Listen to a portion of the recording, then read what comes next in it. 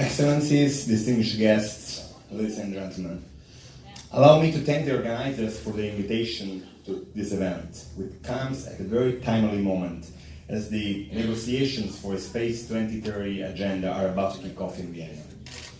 As a nation that has long explored space and as a founding member of the Committee on the Peaceful Uses of Outer Space in 1959, Italy is committed to the principle stated in the 1967 Outer Space Treaty that the exploration and use of the outer space shall be carried out for the benefit and in the interests of all countries, irrespective of their degree of economic or scientific development, and shall be the province of all mankind. There is no progress without peace. The Space 2030 agenda represents the new frontier in the collective efforts of the international community to uphold this principle. The newly established working group will look at ways to enhance the role of space as a major driver of sustainable development. Far from being an artificial exercise, this diplomatic endeavor will be grounded in the solid reality of our daily lives, of which space-related technologies already have a tremendous impact. Internet and mobile communications, obviously, but also satellite systems are essential to monitoring and addressing major challenges, such as climate change, disaster management, and deforestation. Space applications are successfully employed to raise agricultural productivity, map migration flows, and shape sustainable cities.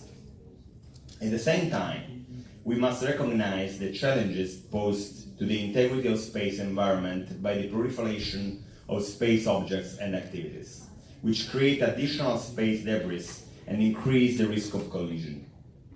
It is imperative for the international community to continue to work together to ensure the security, safety, and sustainability of outer space activities. Italy, also in its capacity as Vice Chair of the Space 2030 Working Group, is committed to contributing to this process. The Italian Space Agency is already conducting a survey of its activities and programs to identify the best ways to contribute to achieving the sustainable development goals. Italy's space architecture will additionally benefit from the recent reform of national space governance, by which the Prime Minister is entrusted with the general political responsibility and coordinator of national space policies. The reform also entailed the creation of a National Space Committee comprising 12 ministries and the President of the Conference of the Regions. Ladies and gentlemen, access to space is no longer limited to state actors. The development and fulfillment of the Space 2030 agenda is an ambitious project which will require strategic vision and the broad participation of all relevant stakeholders. Strengthening partnerships with the private sector is particularly important.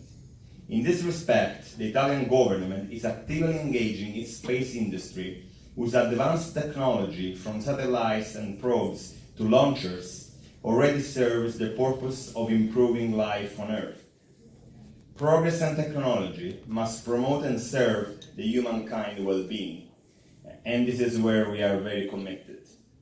I thank you all, and I'm looking forward for extraordinary work with this group. Thank you.